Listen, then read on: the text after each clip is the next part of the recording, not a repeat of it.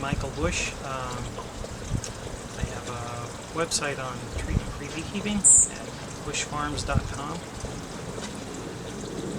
A bee colony isn't really just a bunch of bees that live together. It is a whole ecology. It is 8,000 microorganisms and 30 different kinds of mites and at least 30 different kinds of insects and all sorts of fungi and yeasts and bacteria that all live together in this ecology that we call a bee colony.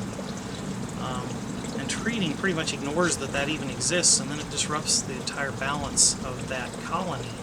The entire balance of that ecology is dependent on things being in a balance, where you have a whole bunch of different microorganisms that keep each other from taking over. And this is obvious in an organism, but people tend to forget that a colony is a superorganism. So it's not just the things that live in the gut of the bee, it's things that live in the bee bread, which is the pollen that they're fermenting. It's the things that live in the colony and under the colony and the detritus that falls on the bottom. There's this whole ecology that's many more organisms than a bee. And when you treat, you disrupt that whole thing. If you depending on what you treat with, you disrupt it in different ways. If you treat with essential oils, you basically kill off all the microbes. Pretty much the entire spectrum, from yeasts to bacteria to whatever, are all affected by essential oils.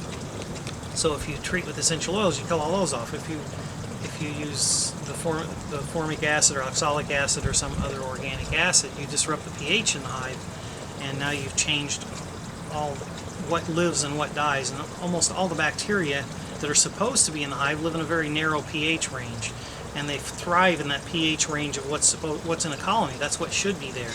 And as soon as you shift the pH, now things that were there but they were never thriving are suddenly thriving, and the ones that were thriving that should have been there are now not doing well because the pH is shifted. They may even die.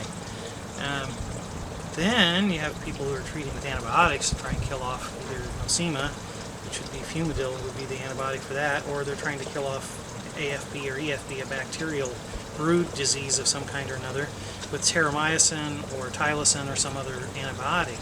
Well, any of these antibiotics kill off large groups of these microbes. The fumidil kills off the yeast and the fungus. The terramycin and the tylosin kill off all the bacteria. These bacteria aren't just useful in the sense that they crowd out other bacteria, but they're also essential in that the bees have to have it to ferment pollen that they gather to turn it into bee bread so that they can feed their young. Because what they feed their young is what they generate when they eat the bee bread. They can't really digest pollen. The pollen has to be pre-digested by the yeast and the bacteria. So you kill off all of those, and then basically you cause all the young to starve. So anything you put in there, whether it's organic acids or it's essential oils or it's antibiotics or it's actual acaricides, are going to disrupt things. But let's talk about acaricides. And by acaricides, I'm talking about things that used to be called insecticides, but they relabeled them as acaricides simply because they were using them to attempt to kill mites on bees. And somehow I think it was difficult to sell them to beekeepers and call them insecticides, since they raise insects. But they are insecticides. Organophosphates are insecticides, and coumaphos, which is one of those acaricides, is an insecticide.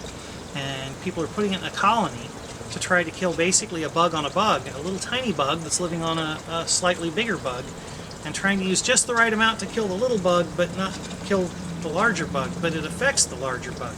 That coumaphos builds up in the wax. It contaminates the wax because it is lipophilic, which means it likes fat. It likes wax. So the wax absorbs it and it stays there. It doesn't go away. It stays in the hive, and it affects the fertility of the queen, and it affects the longevity of the queen, and it affects the fertility of the drones, and it affects the longevity of the workers. And so the entire colony is impacted by this insecticide that you've now put in a bee colony. And you've also killed off, by trying to kill the mites, there's these 30 other mites that live in a colony besides the 2 that are a problem, that you've killed off that probably used to help crowd out some of the ones that you think are a problem. So whatever you put in there is going to upset that ecology. That's your first reason to not treat. Another reason to not treat is that many of those treatments get in the wax, as we just said, and then that accumulates over time. So not only are you upsetting the ecology right now, but then you're poisoning your bees over time. I think one of the big reasons to not treat is that there's no hope really of coming up with bees who can survive without treating until we quit treating. It seems intuitively obvious, and yet it doesn't, and yet people don't seem to grasp it. But as long as I keep propping up bees who can't survive on their own with chemicals and antibiotics and whatever, well then I'm never going to breed bees that can survive on their own. And so you just keep contributing to the problem by propping up bees that you shouldn't be, who can't survive and probably shouldn't be surviving. So then the next problem with this treating is that you're trying to kill mites mostly. Varroa mites mostly seem to be the concern of most people. Tracheal mites would be another concern, but mostly varroa mites. Well, in the process of trying to kill these varroa mites, you basically keep breeding mites that can reproduce fast enough to overcome your treatments. So you're breeding super mites and wimpy bees. And so you're not only contributing to the problem by making a host that's less adapted to its parasite, but by breeding parasites that are less adapted to their host. They're actually more virulent than they should be. They should be a good, well-balanced parasite. I know that's hard for people to grasp, that a parasite could be well-balanced, but a well-balanced parasite doesn't kill its host. It's not advantageous to it. But when you keep trying to kill off all the varroa, then the varroa have to reproduce at a rate fast enough to overcome that in order to survive, and almost everything in nature will adapt and it will figure out a way to survive. And the varroa they do survive, and the problem is the ones that survive are the more virulent ones rather than the less virulent ones. So that's probably the first reason,